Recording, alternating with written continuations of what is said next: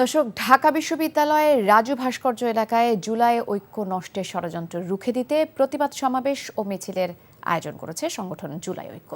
সেখান থেকে সরাসরি যুক্ত হচ্ছেন সহকর্মী নূর হোসেন। নূর, সমাবেশের কি অবস্থা, আপনার কাছে কি তথ্য আছে, আর সমাবেশে নেতারা কি বলছেন, আসলে তারা কি চাইছেন?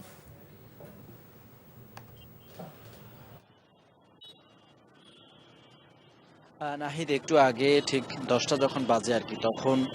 জুলাই ঐক্য নামক যে সংগঠনটি রয়েছে, গত বছরের জুলাই আগস্ট মাসে জুলাই যে অভ্যুত্থানটি হয়েছে, বিপ্লবটি হয়েছে, যে বিপ্লবটি যারা নেতৃত্ব দিয়েছেন, সেই নেতৃত্ব দেয়া যে সংগঠনগুলো ছিল, বিভিন্ন সংগঠন, রাজনৈতিক, অরাজনৈতিক, সামাজিক, তাদের নেতারা মিলে একটি ঐক্যবদ্ধ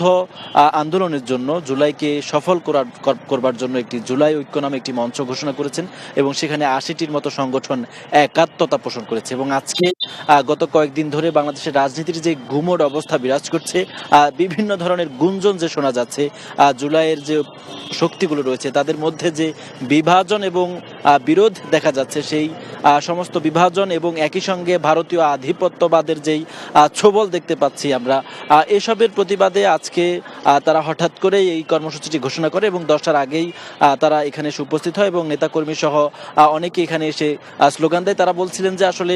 জুলাই বিপ্লবের সময় যারা গণ অভ্যুত্থান বিরোধী কাজ করেছেন বিভিন্ন জায়গা থেকে এবং যারা হত্যাকাণ্ডের সঙ্গে জড়িত ছিলেন, এর আগেও ফ্যাসিবাদ প্রতিষ্ঠায় যারা জড়িত ছিলেন,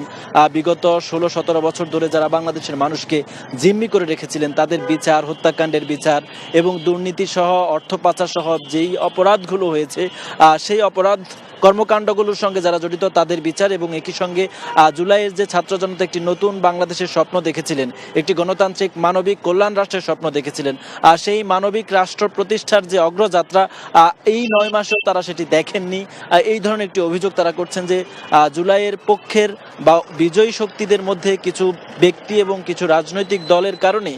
কিছু নেতাদের কারণে এই ঐক্যটি জুলাইয়ের সময়ে এদেশের মানুষের এবং রাজনৈতিক শক্তিগুলোর মধ্যে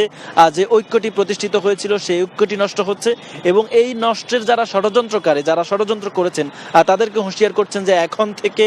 ভবিষ্যতে নতুন বাংলাদেশের স্বার্থে, দেশের স্বার্থে সবাইকে ঐক্যবদ্ধ থাকতে হবে এবং যারাই জুলাইয়ের যে ঐক্যটি রয়েছে, ফ্যাসিবাদ বিরোধী যে ঐক্যটি হয়েছে, সেই ঐক্য ধ্বংস করবার জন্য যারা কাজ করবেন এবং বাংলাদেশকে বিদেশি শক্তির একটি তাবেদার রাষ্ট্রে পরিণত করার জন্য যারা কাজ করবেন, সেটি ভারত হতে পারে, আমেরিকা হতে পারে, অন্য কোনো শক্তি হতে পারে, কোনো শক্তির অধীনস্থ করবার যদি কোনো পায়তারা কেউ করে, সেটি তারা রুখে দেবেন। সেজন্য তারা তাদের যে সতর্ক অবস্থান, সেই সতর্ক অবস্থান তারাও বজায় রাখবেন এবং দেশবাসীকে সতর্ক থাকার আহ্বান জানাচ্ছেন। এই ঈদে জামা জুতো অ্যাক্সেসরিজের ডিসকাউন্ট।